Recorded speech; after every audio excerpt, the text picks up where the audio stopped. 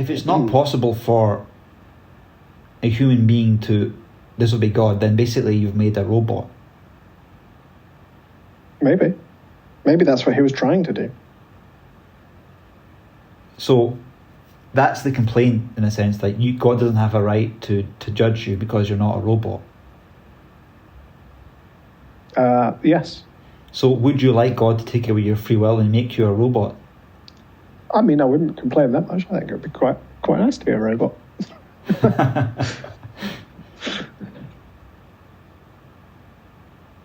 I mean, it's either that or he takes away the tests and the judgment.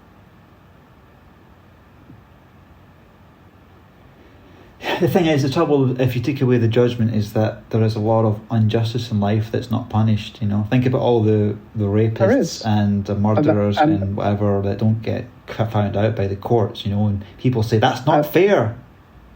It's not fair. And that's exactly why we need that motive, and to know that there isn't a God that's going to fix it for us, and that we need to do better at, seeking out those injustices and making them just. But then again, if you have that atheist worldview, then ultimately it doesn't matter if quotes crimes are punished or not, because ultimately we are just chemical reactions. And it's a form of evolution to punish the wicked, not because it's moral, because it just benefits society, which is, in a sense, a chemical reaction of evolution to promote the growth of the gene pool. Nothing moral about punishing murderers. Yeah, possibly. I mean, you could be correct. You could be correct. So the debate about it is in a sense arbitrary.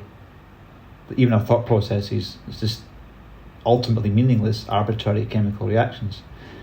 I think it's pretty clear that people have got consciousness and they're able to make their own decisions. Whether you attribute that to Creator or whether you attribute it to the great game of cosmic roulette and things coming together to kick it off is a different point. But I think it's quite clear people have got a conscience. But I don't think that people need a God figure to have some level of moral behaviour.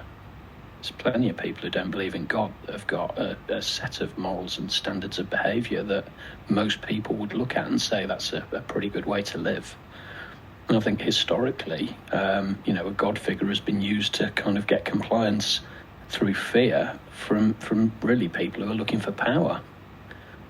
I don't think you can directly attribute moral behaviour and having morals to some deity.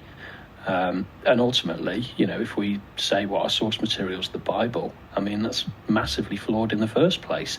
Even if you accept fully the premise that there is a God and all of the things that go along with that, it's still got to have been translated through humans who are by nature very fallible. And it's been translated how many times over the years? Look at the way language has changed. I mean, you've only got to go back, is it about 500-600 years? If you ignore the fact that if you went back in time, you'd not be where the Earth is now because of the movement around the galaxy and all of that stuff. But if you went back about 500 or 600 years, you would start to struggle to communicate with most of the population. You may be able to kind of speak some semblance of modern English and kind of get by with the kind of very wealthy, the very well-spoken, well-educated people who've got more of the Latin roots. So, you've got to quadruple that amount of time to go back to the time when Christ has apparently lived, and how many people with their fallibility have kind of started to translate and impose some of their ideas and their beliefs into this religious text that we look at now and hold up as the gold standard of what God wants.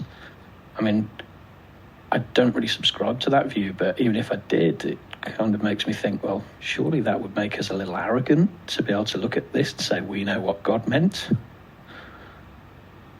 I don't know, something just... So if we agree that deity existed and started the world in the way that the creation tale is told, why would we, certainly at this point in our evolution, even have a chance of understanding the mind of a God figure? Wow. So many points are brought up there, Vuruk. You started off with the word good, which is interesting. We moved on to the Bible and translations, which I think you've got a misconception about the Bible. But let me just go with the word good for a minute. When you say good, that in a sense requires a moral, unchanging God to define what that good is. Otherwise, anything can be defined as good based on the situation, right? And regarding the Bible and translations, people a lot of times think the translations is like Chinese whisperers, right? It's nothing like that. When they go to make a new translation of the Bible, they go to the original documents or the copies of the original documents which are digitized, which are actually the Nestle Greek and the Textus Receptus are one of the most common Greek manuscripts. And then they have the Hebrew ones.